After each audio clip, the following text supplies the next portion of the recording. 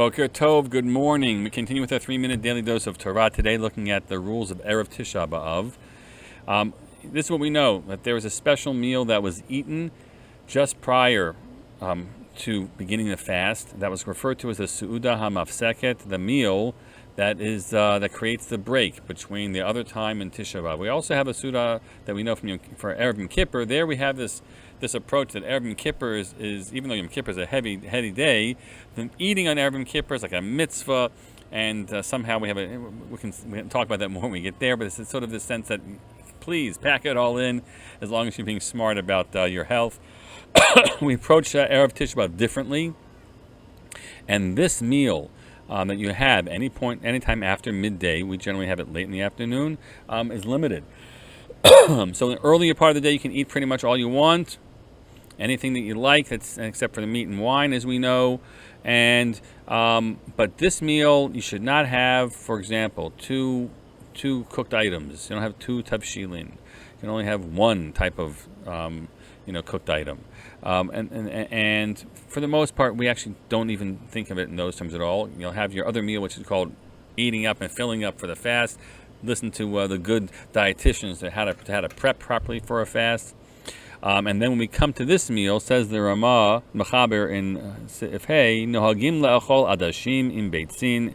Beitzin, it was the practice, the custom to eat lentils with eggs that are cooked in some type of special dish, the two of them together. Shehein ma'achal avelim, because this is what you feed the food that mourners eat, the circle of life and things that we perhaps might already know. The Yesh Noagim, says the Ramah, le'achol beitzim kashim shugam kein ma'achal avelim.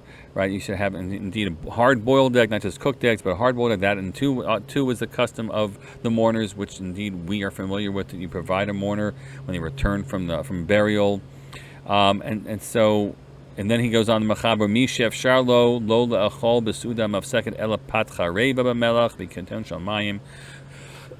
Whoever can handle it at this meal, you should just eat some dried-up bread, maybe heavy toasted bread, with salt on it and a jug of water. V'yesh machmirim l'tabel achar achilatan pat ba'afar la'achlo al shem v'yiveres b'chatzatz. I wish I knew the rest of the pasuk. There were people that actually dip their bread into ashes to fulfill a verse about that.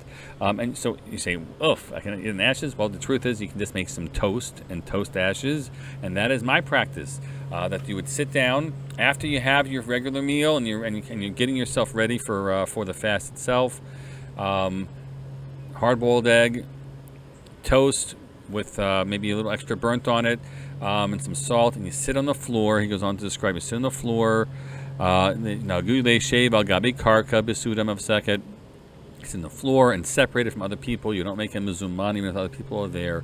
You just try before fasting begins to put yourself in a mindset of the mourner, to prepare yourself for Tisha B'Av itself.